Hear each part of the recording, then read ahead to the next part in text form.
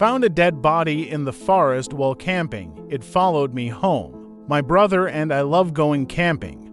If I had to tell you how much we've gone since we first learned to drive, you would probably find us strange. And that makes sense. Not many people enjoy going into random forests or up random hills and such. But we live west in North America, so there is lots of mountains and such. A hiker's dream and sometimes a camper's nightmare. That day was just the same as the others. Loaded up on dehydrated fruit is used to save space and bag and keep nutritional value.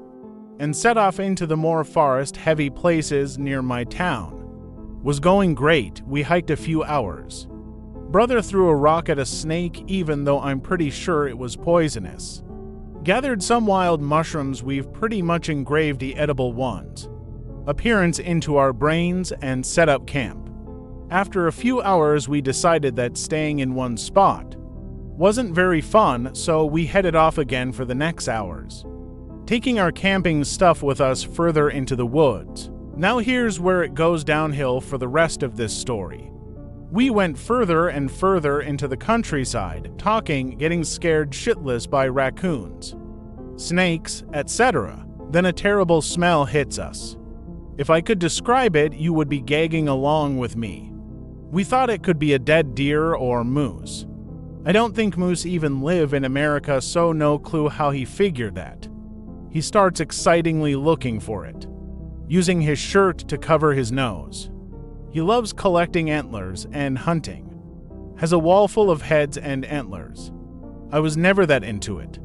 I've gone a couple of times, but it's usually too cold for me to continue by dusk. Anyway, I wasn't trailing behind him or anything. He's a grown man, but then he lets out the most ear-piercing scream ever. At first I thought it was another person he found and spooked, but then it hit me that it was him. I rushed over to him and saw him just standing there. There was a trash bag in front of him. It reeked, of course.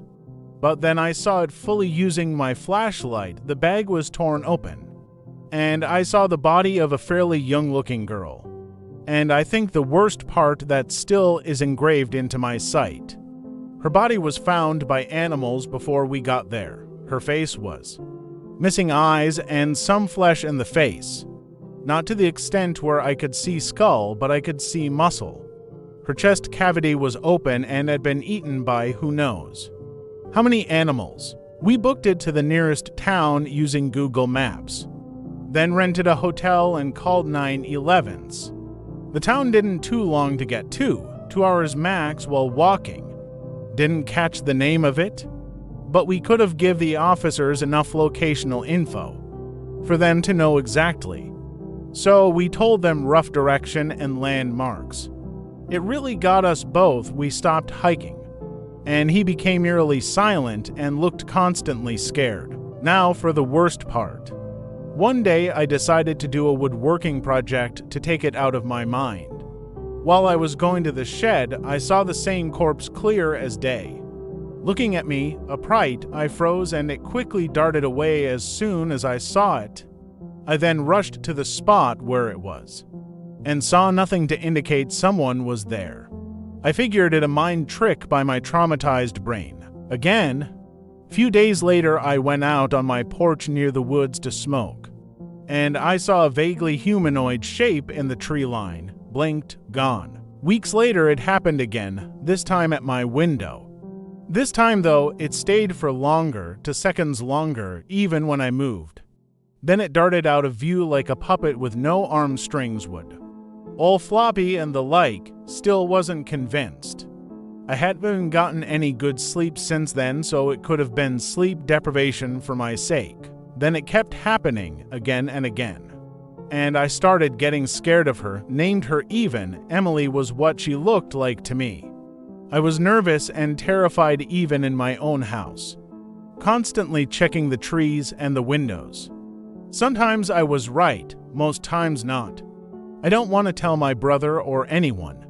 He would freak out and word would eventually catch up to him anyway. And the worst one was only a week ago. This time it wasn't outside and it was at the middle of the night. I was going to go piss, not thinking to rent a hotel by that time. Then I froze, felt eyes on me as soon as I reached for the handle. Looked to my right, and to my horror, she was standing. And it wasn't puppet-like. She looked like how a normal human would stand, no floppy arms. They were by her side casually. I blinked.